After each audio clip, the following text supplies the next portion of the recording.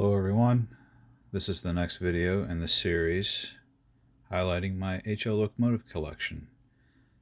Today we have out Part 2 of the Oddball Locomotives.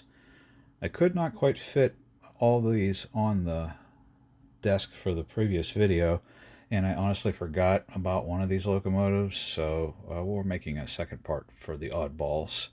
And we'll start off here with the first one, which is a recent acquisition. It's a 4664 early AHM Rivarossi Challenger, and this one's painted for the clinch field, number 672. This is a single stack version, which is I think similar to the Delaware and Hudson Challengers, and I'm not sure if the Rio Grandes also had a single stack, but that's about, I think, the main difference in the model between the Union Pacific and the other versions. And next we have another AHM Rivarossi. This is another Berkshire locomotive, but this one is painted for the Richmond, Fredericksburg, and Potomac. This one was a long time search to find this locomotive, and I did finally find it, and I'm going to keep this one. It runs very well. The next locomotive is a 462 Pacific that someone did a custom paint job on for the Canadian National. This particular locomotive started life as, I think, the Central Railroad of New Jersey version of this Pacific, and it would have been painted a blue color.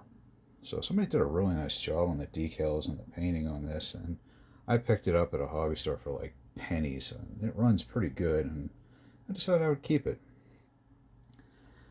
The next locomotive is the one I actually forgot about. This is a Proto 2000 210-2 painted for the Bessemer and Lake Erie. This one has a little interesting story behind it because the tender and the locomotive numbers do not match. The tender is 521 and the locomotive, as you can see, is 525. The story goes is somebody at the hobby store had both of them out of the box and decided they wanted to buy one, and they switched the locomotives when they stuck them back in the box. The tender does match the box number, so they went home with 525 tender and 521 locomotive, and I got the other mismatched one for pennies on the dollar because of that problem. This one does have sound, and it runs very, very smooth. Next we have a Kato P42 painted for Amtrak number 203.